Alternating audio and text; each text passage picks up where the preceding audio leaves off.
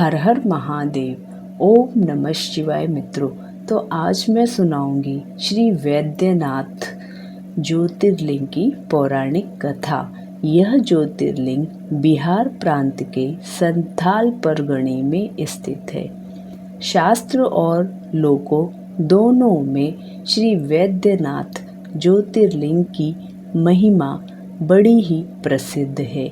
इसकी स्थापना के विषय में यहाँ पर यह कथा कही गई है। एक बार राक्षस राज रावण ने हिमालय पर जाकर भगवान शिव का दर्शन प्राप्त करने के लिए बड़ी घोर तपस्या की। उसने एक एक करके अपने सिर काटकर शिवलिंग पर चढ़ाना शुरू किया। इस प्रकार उसने अपने 9 सिर वहाँ काटकर चढ़ा दिए। जब वह अपना 10वां और अंतिम सिर काटकर चढ़ाने के लिए उठा, तब भगवान शिव अति प्रसन्न और संतुष्ट होकर उसके समक्ष प्रकट हो गए। शीश काटने से रावण के हाथ को पकड़ लिया। उन्होंने उसे ऐसा करने से रोक दिया। उसका 9वां सिर भी पहले की तरह जोड़ दिया और अत्यंत प्रसन्न होकर उससे वर मांगने को कहा। रावण ने वर के रूप में भगवान शिव से उस शिवलिंग को अपनी राजधानी लंका में ले जाने की अनुमति मांगी। भगवान शिव ने उसे यह वरदान तो दे दिया, लेकिन एक शर्त भी उसके साथ लगा दी। उन्होंने कहा, तुम शिवलिंग ले तो जा सकते हो, किंतु यदि रास्ते में इसे कहीं रख दोगे तो यह वहीं अचल हो जाएगा, वहीं स्थित हो जाएगा। तुम फिर इसे उठा नहीं सकते। रावण इस बात को स्वीकार कर उस शिवलिंग को उठाकर लंका के लिए चल पड़ा। चलते चलते एक जगह मार्ग में उसे लघु शंका करने की आवश्यकता महसूस हुई।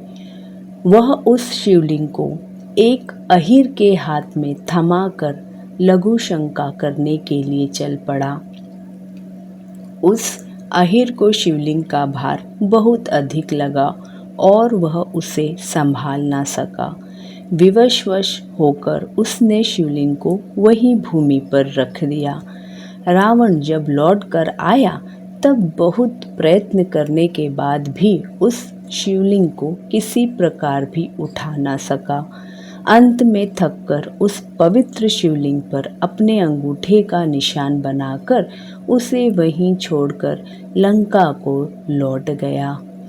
तत्पश्चात ब्रह्मा, विष्णु आदि देवताओं ने वहां आकर उस शिवलिंग का पूजन किया। इस प्रकार वहां उसकी प्रतिष्ठा कर वे लोग अपने अपने धाम को लौट गए। यही ज्योतिर्लिंग श्री वैद्यनाथ के नाम से जाना जाता है। यह श्री वैद्यनाथ ज्योतिर्लिंग अनंत फलों को देने वाला है। यह 11 अंगुली ऊंचा है। इसके ऊपर अंगूठे के आकार का गड्ढा है। कहा जाता है यह वही निशान है जिसे रावण ने अपने अंगूठे से बनाया था।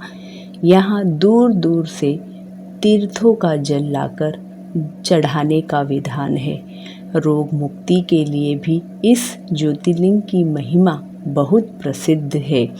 पुराणों में बताया गया है कि जो मनुष्य इस ज्योतिर्लिंग का दर्शन करता है, उसके सभी समस्त पापों से छुटकारा मिल जाता है। उस पर भगवान शिव की कृपा सदा बनी रहती है।